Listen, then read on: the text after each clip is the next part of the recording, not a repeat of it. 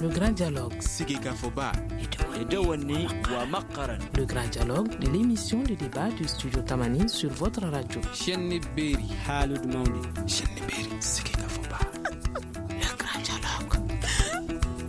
Quelles priorités et quels défis pour le prochain président du Mali? C'est le thème du grand dialogue de ce soir et nos invités sont professeur Abdoulaye Niang, directeur du centre de recherche Séné, docteur Diakary Poudjougou, juriste chargé de cours à l'université de Bamako et professeur Issa Ndiaye, spécialiste des questions sécuritaires au téléphone. Je suis Mohamedou Touré, mesdames et messieurs, bonsoir et bienvenue.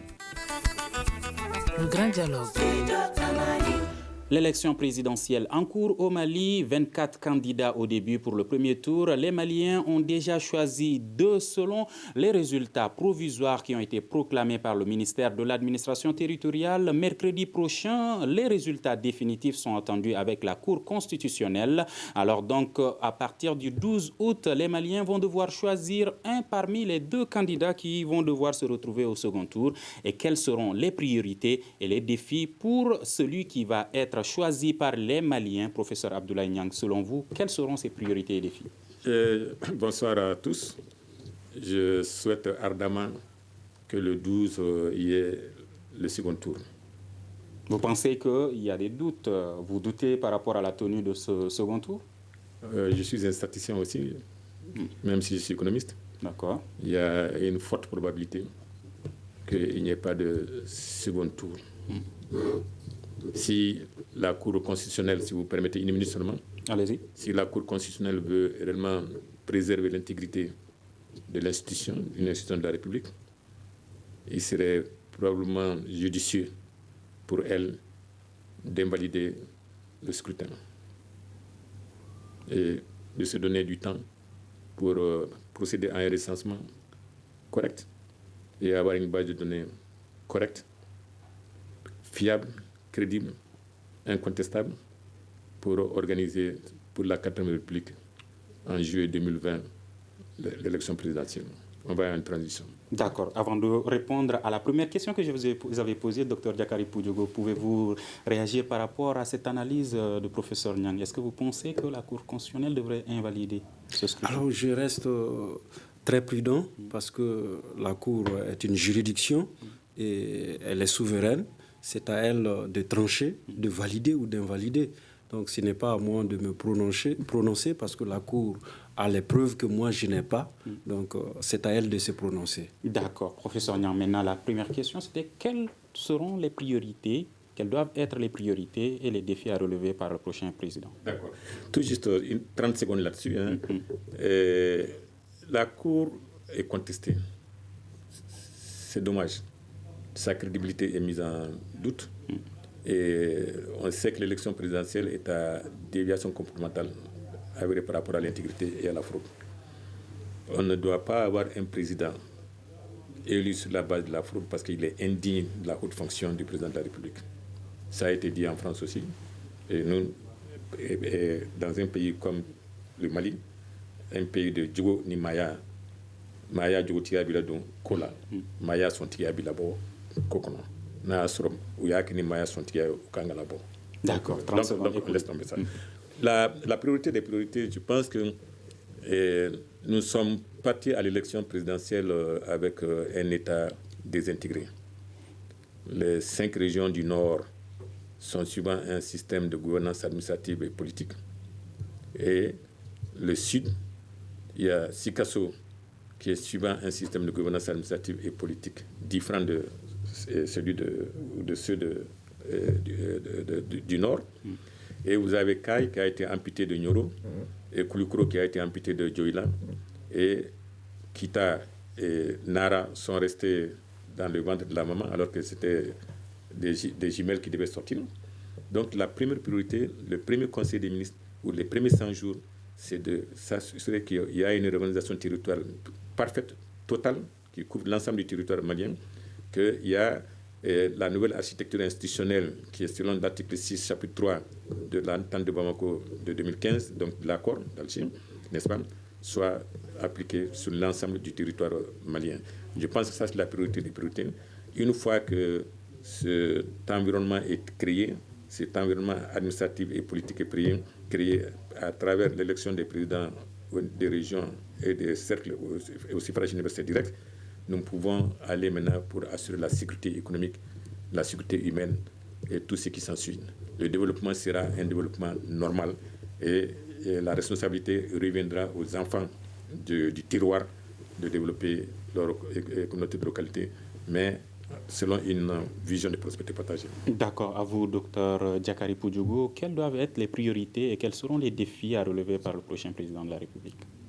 Je pense que le prochain, celui qui sera confirmé par les Maliens, n'est-ce pas, au second tour, il aura parmi ses grandes priorités, ça c'est tel que je vois, selon mon analyse, la lutte contre la corruption. Ça c'est une priorité.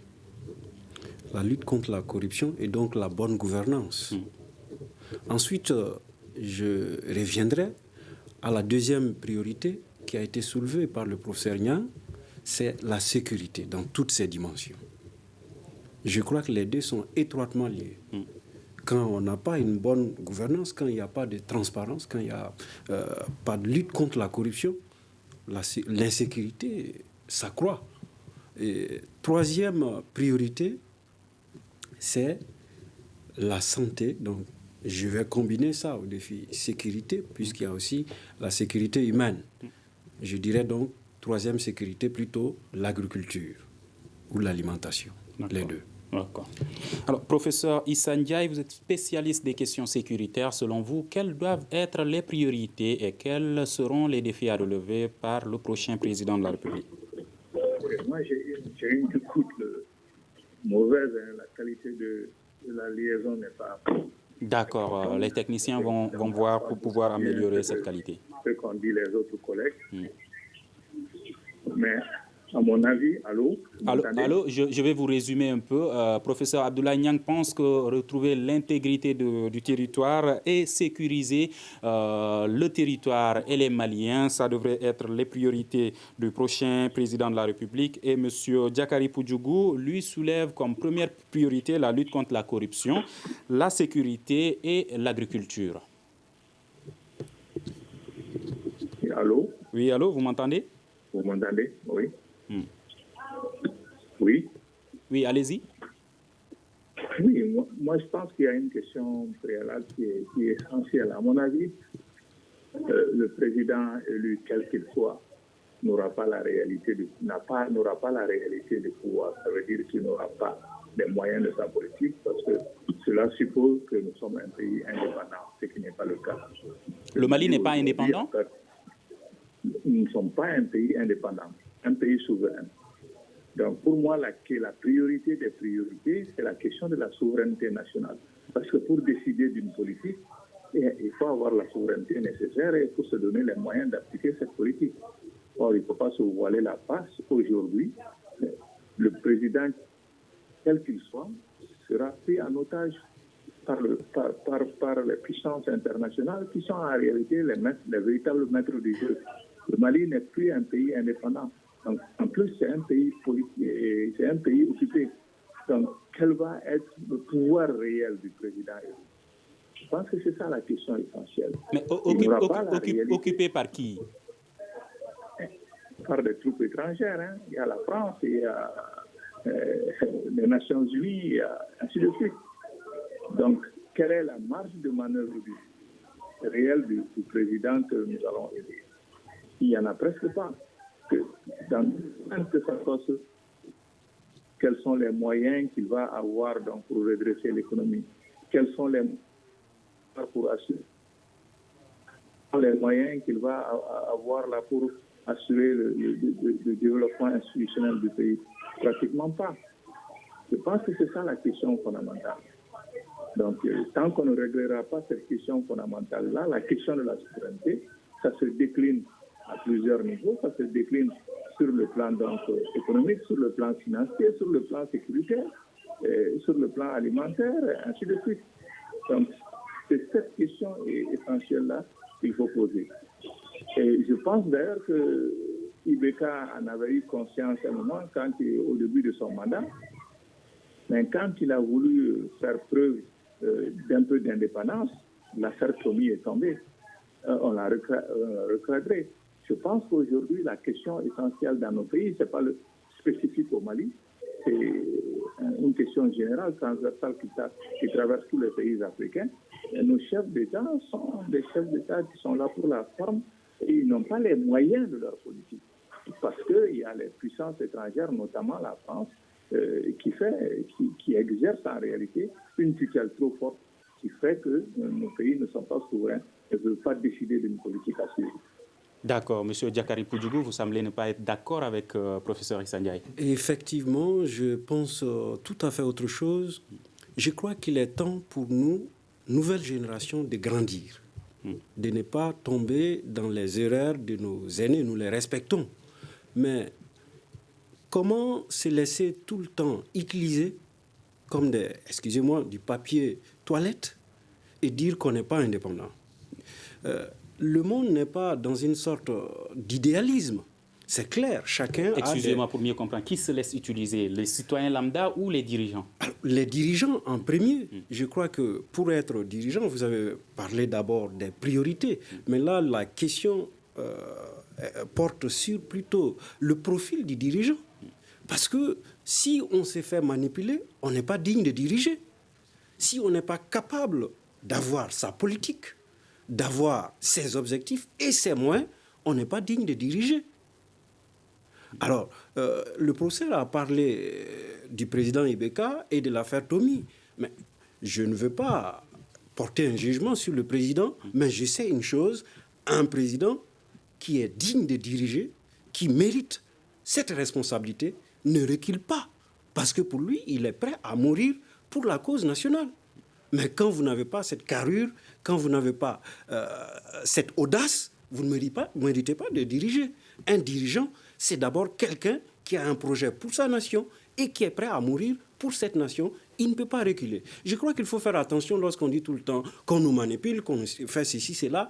Je dis toujours que ne peut être manipulé que ce qui est manipulable. Si on arrive à nous manipuler, à nous intimider, c'est parce que nous avons manqué de certaines audaces et compétences. Personne ne peut nous obliger à ne pas appliquer ce qui est bien pour notre nation. Mais est-ce que vous êtes d'accord avec le professeur Ndiaye quand il dit qu'une des priorités devrait être la souveraineté du pays parce que le pays est occupé par notamment des forces étrangères? Alors, tout cela, pour moi, est la conséquence de la corruption.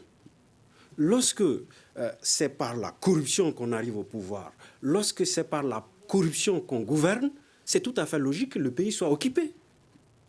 Quand il y a la corruption, rien ne fonctionne.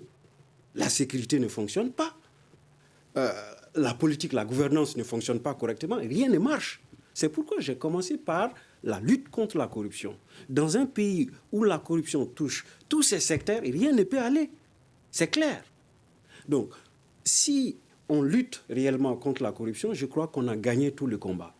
D'accord. Étape par étape, sécurité, gouvernance et également éducation, services sociaux de base. Alors, dans le domaine de la sécurité, quelles doivent être les priorités du prochain président de la République, selon vous? Voilà, il faut d'abord toiletter, n'est-ce pas, tous les services. La lutte contre la corruption. Parce que vous voyez ce qui se passe en termes de sécurité. Avant qu'on ne tombe dans cette crise, nous avons constaté que les passeports maliens étaient vendus comme des galettes. Un État sérieux ne ferait pas cela. On a beaucoup de documents officiels de notre pays qui étaient devenus achetables. C'est terrible. Et comment peut-on sécuriser un pays lorsque presque tous les services sont corrompus? C'est impossible. Donc, lorsqu'il y a un manque de transparence dans la sécurité, on ne va jamais atteindre son objectif. Donc ça, c'est un toilettage de tous les services d'abord. Et ça, ce n'est pas le travail seulement d'un homme. Parce que la corruption est devenue un état normal dans notre pays, malheureusement. Elle a gagné tous les secteurs. La famille, l'école, le travail, la gouvernance, à tous les niveaux. Je dirais même la mosquée, l'église. Tous les secteurs ont été frappés par la corruption. Donc il faut une nouvelle mentalité, d'abord, pour que le Malien se mette au travail et travaille dans la transparence. Je crois que c'est la première des choses à faire. D'accord. Professeur Abdoulaye Niang, dans le domaine de la sécurité, quelles doivent être les priorités du prochain président de la République? Le Mali est occupé. Cette fois-ci, je vais considérer avec Poudjou. D'accord. Il est occupé par des forces autres que nationales. Donc vous pensez aussi, comme professeur Issa Ndiaye, que le Mali est occupé par des forces étrangères? Le Mali est occupé par des forces autres que nationales. Expliquez. D'accord. Nous avons l'opération Barkhane qui est là, donc avec des forces spéciales françaises.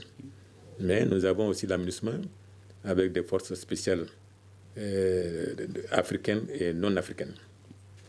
Et en réalité, ils sont venus pour la sécurité économique de leur propre localité. C'est-à-dire que les régions sahariennes étant un espace très riche en toutes sortes de ressources, en eau, vent, soleil, sable, toutes sortes de ressources minérales et tout, ils sont venus pour avoir leur part de ça, et qui avait été décidé depuis 1954. Et que François Hollande a voulu le ressusciter et en créant CONA d'abord, puis après maintenant se diriger vers les régions sahariennes qui étaient leur destination première, et plus tard venir vers le centre, et du centre aller vers le sud où il y a les zones minières, le centre où il y a l'Office Niger. Donc ces forces, c'est une mobilisation de ressources sécuritaires qui a dominé par rapport à la rétention des richesses. C'est-à-dire que ces nations sont là aujourd'hui depuis 5 ans. Ils sont en train de dépenser des ressources sécuritaires, mais ils ne sont pas en train d'avoir ce qu'ils devaient avoir comme richesse retenue de la protection, de la sécurisation des régions sahariennes, de la stabilisation des régions sahariennes. C'est ce qui fait que finalement, ils ne s'entendent pas parce qu'il n'y a pas une vision commune. Le prochain président, est-ce qu'il doit mettre fin à cette situation ou est-ce qu'il doit renégocier? Il doit simplement écouter les chercheurs. Nous sommes 3 ici, on peut apporter notre contribution. Issa Ndiaye, que je salue de passage, a organisé beaucoup de réunions sur la sécurité, où certains d'entre nous aussi ont participé en tant que panélistes. Aujourd'hui, la priorité des priorités du président du point de vue sécurité, c'est d'organiser une conférence des Nations Unies sur le développement et la sécurité et sortir une vision de prospérité partagée à un niveau qui amène la stabilité, la paix et la sécurité entre tout le monde, entre l'Afrique, entre le Mali et les autres pays africains, entre l'Afrique et les autres nations. Et ainsi, on verra en nous, non pas ce qu'on voit maintenant, mais plutôt on verra en nous des véritables partenaires qui peuvent contribuer à la prospérité des uns et des autres sans pour autant être assujettis à leurs lois. On n'a pas besoin... C'est-à-dire qu'aujourd'hui, on dit que le Mali, par exemple, a 5% ou 6% de croissance économique. Mais le Mali ne retient que peut-être 20% ou 10% ou 1% de la richesse générée de ces 5% de croissance économique. Si nous organisons la conférence des Nations Unies sur cette vision de prospérité partagée, vous allez voir que le Mali, qui est peut-être à la 175e place de l'indice de développement humain, va se trouver peut-être dans les 20 premiers. D'accord. Alors, professeur Issa Ndiaye, que proposez-vous qui devraient être les priorités du prochain président de la République dans le domaine de la sécurité? Oui, je voudrais d'abord rebondir sur 2 choses. Un collègue tout à l'heure parlait de manipulation. Je pense essentiellement que ce n'est pas une question de manipulation, mais c'est une question de rapport de force. La politique, c'est avant tout une question de rapport de force. Or, les rapports de force au niveau international et sous-régional et à l'intérieur de nos pays ne sont pas en faveur de nos décideurs nationaux. Je pense que ça, c'est une réalité incontournable qu'il faut comprendre. Leur marge de manœuvre est très faible. Nous avons eu ici des chefs d'État assez volontaristes, même au Mali ici, et dans d'autres pays voisins, qui ont essayé de changer la donne. Ils étaient patriotes, ils aimaient leur pays, ils ont essayé de changer la situation dans leur pays. Et ça s'est terminé souvent par des coups d'État et puis des assassinats. Le rapport de force à l'international est tel aussi que nos chefs d'État n'auront pas les moyens de la politique. Ça, c'est le premier constat. Le deuxième constat sur lequel je vais rebondir, c'est la question de la corruption. Je pense qu'on essaie de nous expliquer que le retard accusé par nos pays est dû à la corruption, à la mauvaise gouvernance. C'est vrai en partie, mais la réalité est que ce sont des rapports de domination à l'échelle internationale qui nous empêchent de nous développer. Yang tout à l'heure parlait des richesses qui sont exploitées dans nos pays et les retombées sur le plan national sont très faibles. Ce sont les multinationales étrangères qui profitent de nos richesses nationales. Nos pays n'en profitent pas. Mais est-ce que ce n'est pas les dirigeants qui les laissent profiter de ces ressources? Non, c'est pas. Même si les dirigeants voulaient qu'ils ne profitent pas de ça, il faut créer un rapport de force. Et ce rapport de force ne peut être créé que par la mobilisation populaire. Si nos pays donc mobilisaient leur population autour d'une politique de souveraineté nationale, ça peut marcher, sans compter que ça va parler. Donc vous pensez que les dirigeants maliens ne bénéficient pas du soutien de la population? Je ne crois pas. Je pense que ce qui nous manque essentiellement, c'est des gens assez patriotes. Je pense que dans les circonstances actuelles en Afrique, il y en a très peu. Il faut dire que ce ne sont pas seulement les dirigeants, ce sont aussi les Maliens qui sont peu patriotes. Les Maliens n'aiment pas leur pays. Si nous aimions notre pays, on ne se comporterait pas comme on le fait actuellement. Je pense que c'est ça la question fondamentale. La question fondamentale, c'est la question de la souveraineté et donc du patriotisme. Tant que nous ne serons pas suffisamment patriotes, nous ne pourrons pas dessiner des alternatives politiques qui permettent à nos pays de nous en sortir. Alors que doit faire le prochain président pour pouvoir sécuriser les Maliens? Il ne peut pas le faire non plus. Il faut d'abord mobiliser les Maliens autour du Mali.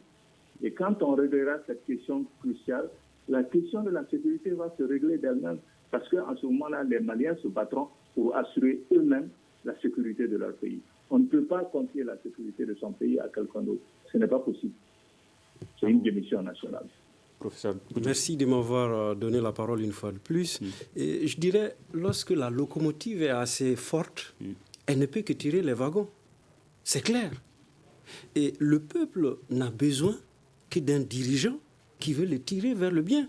Il ne refuserait jamais cela. Et je refuse toujours qu'on acquise l'Occident ou les autres États, qu'on nous empêche ceci. Une chose est claire, je ne dis pas qu'on nous facilite la tâche. On ne nous le fera jamais d'ailleurs. La vie est ainsi faite. Mais lorsque nous rejetons toujours la faute sur les autres et que nous refusons de faire quelque chose de nous-mêmes, c'est assez lamentable. C'est assez grave. Pour parler d'autonomie, d'indépendance, il faut d'abord être soi-même autonome.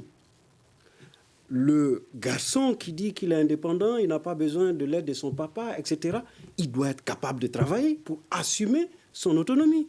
Sinon, même à 50 ans, vous n'êtes pas autonome si vous n'arrivez pas à assurer, n'est-ce pas? Qu'est-ce qui empêche les dirigeants maliens de l'être s'ils ne le sont pas? C'est le profil, c'est ce que je viens de dire. C'est le profil. D'abord, la formation. Donc, le président malien qui peut faire sortir le Mali de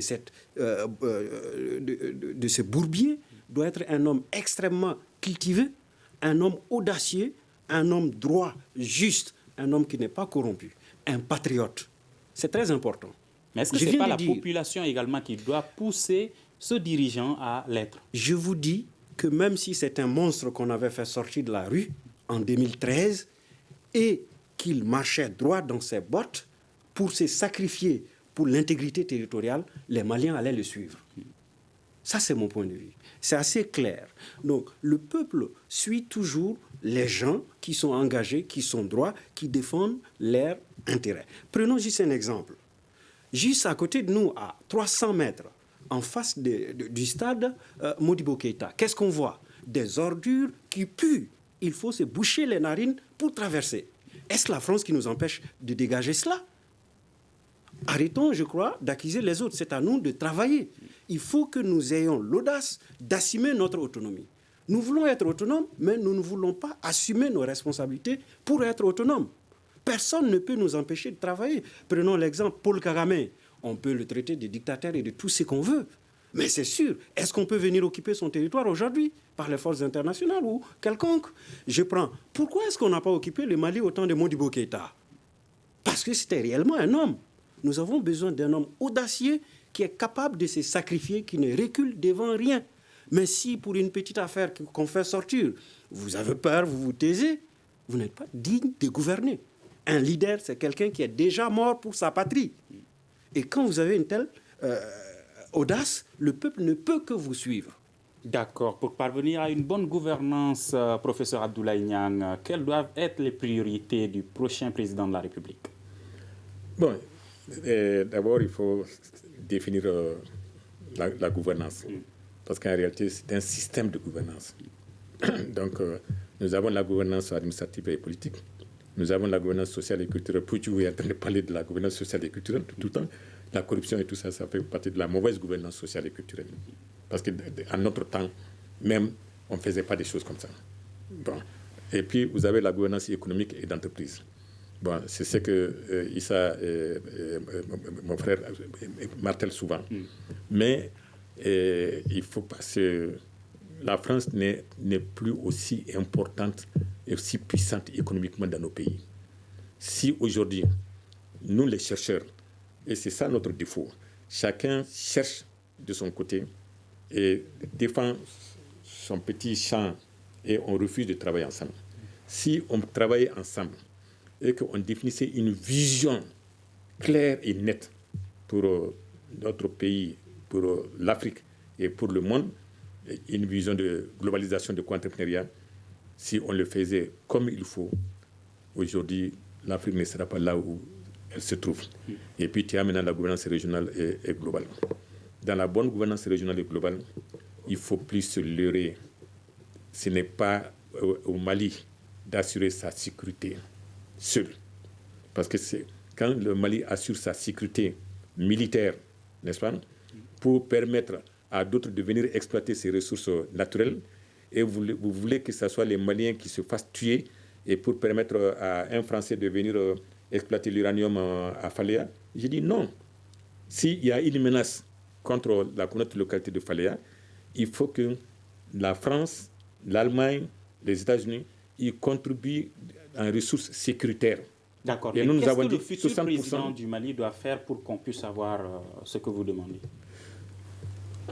Il faut que, si nous avons échoué avec l'actuel président de la République, c'est parce qu'on s'était mis d'accord qu'il allait travailler avec les chercheurs, les intellectuels. Et on lui avait donné des pistes. On lui a même donné des documents et tout. Mais quand il est venu, il a trahi, il est parti dans la corruption de la famille. Et les chercheurs sont devenus ses ennemis numéro un. Donc, il faut que le futur président de la République sache que c'est un système de gouvernance qu'il a devant lui et qu'il est dans un cercle de co-entrepreneuriat où vous avez la société civile qui joue son rôle, la communauté des affaires qui joue son rôle, et que la classe politique n'est rien d'autre que pour des programmes de stimulation et de sécurité pour que la classe économique travaille et que la classe économique réponde à la demande universelle du citoyen. Et dans tout ça, c'est le chercheur qui élimine, c'est le chercheur qui donne la lumière à ces gens-là. Donc, tant qu'on ne revient pas à ce modèle de développement, tant que... Mais certains de ces chercheurs ne sont-ils pas eux-mêmes aussi corrompus? Oui, vous savez, on ne peut pas être chercheur si on a faim. Dès que tu as faim seulement, tu vas dans la corruption parce que tu ne peux pas... Tant que tu ne dors pas bien, tant que tu ne manges pas bien, tant que tu n'es pas dans une belle maison, dans une voiture qui te donne la fraîcheur, hein, même si j'ai dit de ne pas mettre la fraîcheur. Comme on ne peut pas être un bon journaliste si on a faim, un président de la République, on ne peut pas bien faire son travail si on a faim. Mais est-ce que vous priorisez cette collaboration entre les dirigeants et les chercheurs? Mais est-ce que certains de ces chercheurs-là font réellement le travail? Non. D'abord, c'est ce que je dis. C'est-à-dire tant qu'il faut qu'il y ait une base de salaire appropriée. Il ne faut pas affamer les chercheurs. Il ne faut pas affamer les intellectuels. Il ne faut pas affamer tout juste les citoyens. Or, on affame les citoyens pour justement développer la corruption. D'accord. Monsieur professeur Issa Ndiaye, est-ce que vous pensez que le Mali a le système de gouvernance qu'il lui faut? Moi, je ne crois pas à ces concepts-là de gouvernance. Il y a longtemps que j'ai dépassé. Je pense que le problème encore, c'est qu'il y a un certain cafouillage intellectuel que l'on organise sciemment dans nos pays. Mon collègue tout à l'heure disait que c'était le cas de Keïta. Modibo Keïta était un grand patriote, quelqu'un qui tenait la route à tout point de vue, mais malgré tout, il a échoué. Je ne pense pas que la solution va devenir d'un sauveur, d'un chef, quel qu'il soit. Il faudrait donc d'abord que nous commencions par penser par nous-mêmes. Laisser de côté toutes les notions de gouvernance et de trucs. Je pense que c'est un écran de fumée pour cacher la réalité. La réalité, c'est que nos pays sont pris à la gorge. Il y a un système de domination mondiale qui fait que nos pays n'ont aucune chance de s'en sortir. Donc il faudrait que nous autres Africains, nous en prenions conscience et que nous développions des politiques alternatives qui nous permettent donc d'être autonomes, d'être souverains, d'être indépendants à tout point de vue, au plan économique, en ce qui concerne. On ne peut pas se développer sans prendre le contrôle des ressources, de nos ressources nationales. C'est une question fondamentale. Or, on ne va pas nous laisser faire. La raison essentielle de la guerre... Qui ne va pas nous laisser faire? Les puissances occidentales. D'accord. Monsieur, le professeur Niang pense qu'aujourd'hui, il faudrait une meilleure collaboration entre les dirigeants et les chercheurs. Notamment, c'est une collaboration entre intellectuels. Alors, au-delà de la crise de confiance aujourd'hui entre gouvernants et gouvernés, est-ce que vous pensez que l'analphabète a confiance aujourd'hui à l'intellectuel malien? Pas du tout. C'est pourquoi je dis la question. Je pense que la situation est telle que, y compris les politiques, y compris les intellectuels, nous avons tous failli. Au contraire, il faut renverser l'échelle des choses. Il faudrait que, à mon avis, le salut ne peut être de la part que du niveau des populations. C'est pourquoi moi je dis ce que je dis et je le répète depuis un certain temps, la crise du Mali est telle, retournons au peuple pour demander au peuple malien qu'est-ce qu'il veut pour le Mali, ou quelle voie il veut. Maintenant, les intellectuels, ils réfléchiront, trouveront les meilleures alternatives pour aller dans le sens de la satisfaction des aspirations des Maliens. Mais nous ne pouvons pas nous mettre, parce que nous sommes intellectuels, pour continuer à parler à la place des gens. C'est ça le fond du problème. On cite le cas de Kagame. Kagame a collé à son peuple. Il a son peuple derrière lui. Ils ont payé le prix de 800 000 morts. Mais aujourd'hui, ce ne sont pas l'extérieur qui vient dicter sa loi. Même s'ils viennent avec leur argent, ils disent non, allez-vous-en avec votre argent. Pour que nous soyons autonomes, il faut penser d'abord, il faudrait que nous pensions maliens. Pour que nous puissions penser maliens, il faudrait qu'on laisse parler les Maliens. D'accord. Alors, tout ce qui se fait dans ce pays-là, c'est décidé par-dessus la tête des Maliens. Les Maliens ne décident de rien chez eux. Et notre président, c'est pareil. Il décidera de rien au Mali, quel qu'il soit. Tout vient de l'extérieur, tout vient dicté de l'extérieur. Et on va l'obliger à aller là. Même s'il est courageux, s'il y va, il finira peut-être comme un Sankara, on va l'assassiner. D'accord, docteur Diakary Poudjougou.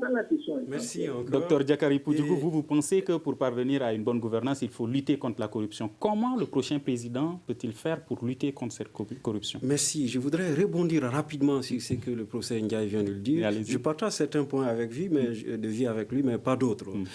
Lorsqu'il dit Modibo Keïta a échoué, je ne suis pas d'accord. Modibo n'a pas échoué. Aujourd'hui, mort, il est plus valeureux que certains vivants. Et beaucoup d'autres vivants, d'ailleurs, qui sont présidents. Ça, c'est un. Paul Kagame, qu'on le veuille ou pas, c'est un exemple assez parlant. Qu'est-ce qu'il a réussi, Modibo a réussi. Il n'a pas échoué. Ceux qui ont échoué, c'est ceux qui sont venus après lui et qui n'ont pas continué sa marche. Parce qu'une nation, c'est comme un serpent dont on coupe une tête et qui repousse. D'accord, mais qu'est-ce que Modibo Keïta a réussi? Sous Modibo, est-ce qu'on osait occuper une partie de notre territoire? Qui oserait? Qui avait osé essayer cela? Il l'a fait. Plus que cela, nous avons aidé d'autres pays à accéder à l'indépendance. Ça, c'est clair. Donc, je prends la question sécuritaire, si vous me permettez. Il y a un volet important que je voulais soulever. D'accord. Si nous prenons le paludisme, vous voyez, nous faisons souvent de faux combats. On voit l'insécurité, oui, c'est vrai. Il y a beaucoup de Maliens qui meurent. Mais est-ce que vous savez que le paludisme tue beaucoup de Maliens qu'est la crise dont nous sommes en train de parler? Est-ce que c'est une occupation étrangère qui est à l'origine de cela? Est-ce que nous ne sommes pas capables de rendre nos villes propres? Est-ce que tout cet argent qu'on vole ne peut pas être utilisé pour rendre Bamako et les autres villes du Mali propres? zéro moustique, zéro palis. Est-ce que nous ne sommes pas capables d'atteindre cet objectif? Un président sérieux et autonome est capable de le faire. Et pour y arriver, il faut d'abord convaincre le peuple. Déjà, quand on est choisi, je crois qu'on a eu la confiance du peuple. Il faut maintenant prouver. Quand vous prouvez une confiance, alors on ne fait que vous suivre. C'est aussi simple. Mais au lieu de convaincre, on cherche à séduire. Nous n'avons pas besoin de séduction. On veut des gens qui veulent nous convaincre en faisant les choses dont nous avons besoin. Nous sommes autonomes et je le dis encore, personne ne peut nous empêcher de réaliser ce que nous voulons pour notre État. Vous dites que quand on est choisi, on bénéficie du soutien du peuple. Mais est-ce que ces dirigeants sont réellement choisis par le peuple? C'est une bonne question. Si nos dirigeants ne sont pas choisis par nous-mêmes, nous sommes encore responsables. Et avant de soulever ce point, je voulais dire une chose très importante qui allait m'échapper. Donc, si nous n'arrivons... Bon, je vais quand même répondre directement à votre question pour ne pas l'écarter. Si nos dirigeants ne sont pas choisis par nous-mêmes, c'est que nous ne sommes pas encore, excusez-moi, autonomes. Nous sommes encore des mineurs. C'est clair. On dit souvent tel peuple, tel dirigeant, ou tel dirigeant, tel peuple. Et là aussi, il y a la question de l'éducation. Il faut mettre l'accent sur l'éducation, parce que l'ignorance est la pire ennemie d'une nation. Quand vous parlez d'éducation, est-ce que vous parlez d'aller à l'école? D'aller à l'école, mais aussi des formations supérieures pour avoir des compétences. Mais le minimum, c'est aller à l'école pour avoir l'esprit ouvert. Parce qu'on n'étudie pas seulement pour travailler. D'accord. Dans le domaine de l'éducation, justement, que faut-il?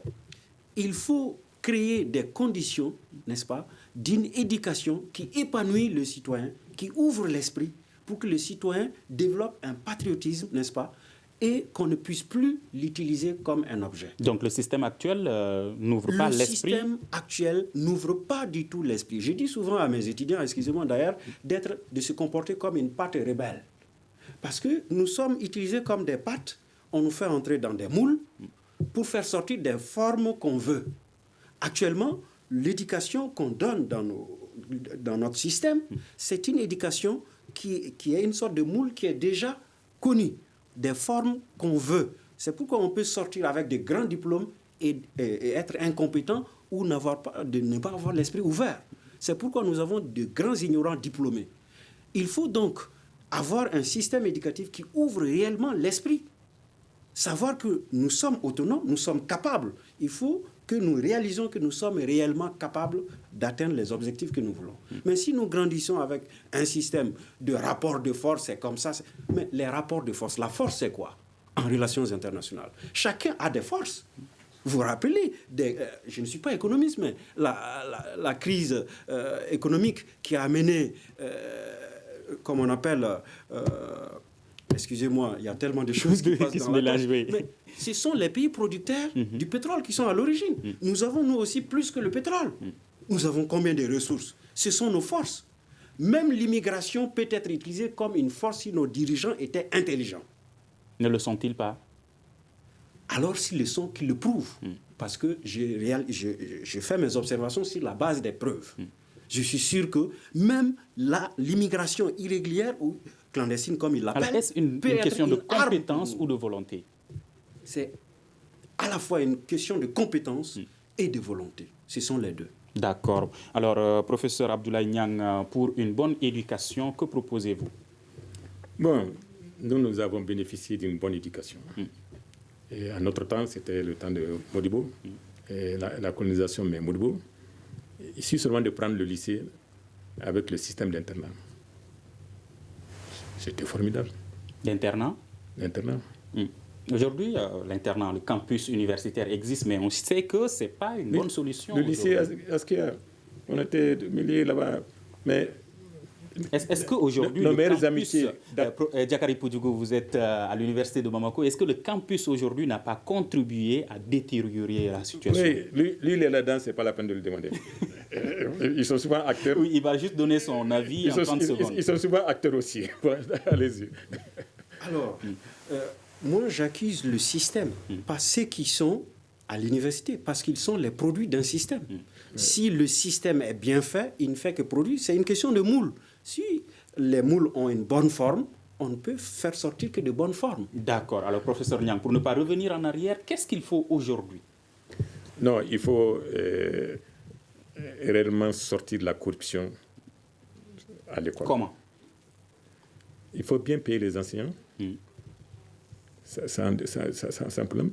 Il faut mais est-ce que vous pensez que l'être humain peut toujours être satisfait de ce qu'il gagne? Est-ce que vous pensez que c'est une question de salaire? Non. Bon, si vous voulez, en ce moment, je vais vous répondre de façon terre à terre. D'accord. Si on part aujourd'hui à la régionalisation et qu'on est plus proche de sa communauté, de ce qui peut prendre les sanctions sociales sur vous quand vous êtes à déviation comportementale avérée par rapport à l'intégrité ou par rapport à la fraude, le blanchiment et tout, je peux vous garantir que nous allons jouer un rôle très important pour restaurer le système scolaire. Parce que nous, depuis à bas âge, c'était d'abord les gens de même âge qui se corrigeaient. Tous les parents, tous ceux qui sont plus âgés que toi, sont tes maîtres pour te corriger. Et l'école, le maître était exemplaire. Aujourd'hui, les maîtres ne sont plus exemplaires. Les professeurs ne sont plus exemplaires. Les étudiants ne sont plus exemplaires. Moi, j'ai enseigné à Catégorie dans les années 72, 73, 74. Mais nous avons des étudiants qui sont aux États-Unis aujourd'hui, qui sont les meilleurs, des très grands professionnels. Pourtant, c'était ici. Il y avait des gens du Togo qui venaient, du Gabon qui venaient, on les donnait des cours ici.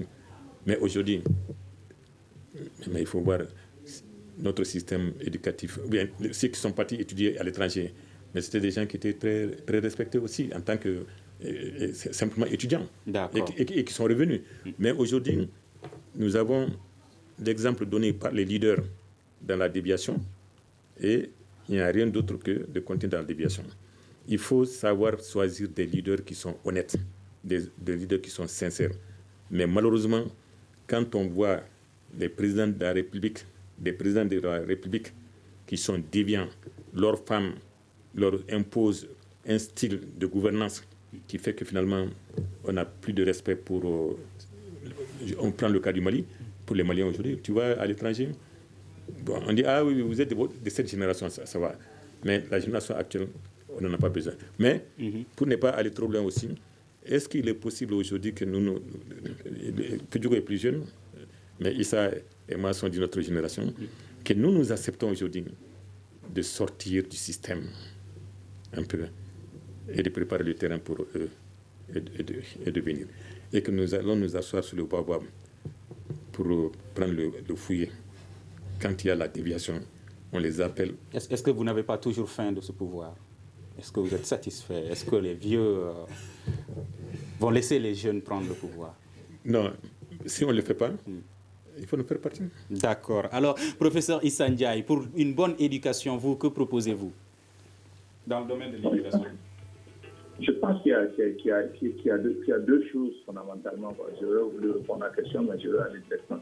Il y a deux choses fondamentalement. Il y a le système et puis il y a les hommes. Donc, le système, ça veut dire qu'il faut une vision, même pour l'éducation. Quel type d'école voulons-nous? Quelle éducation nous voulons-nous? Pour faire quoi de ce pays-là? Donc, c'est une question essentielle. Je dis ça, c'est la question de la vision. Il y a ensuite la question des hommes. Il faut former des ressources humaines de qualité. Or, ces deux conditions actuellement ne sont pas réunies dans notre pays. C'est pourquoi je dis que ce n'est pas une affaire de président. C'est ce pays qui est tordu. Il faut le redresser. Pour le redresser, il faut sortir du système actuel. Qui va le redresser? Qui doit le redresser?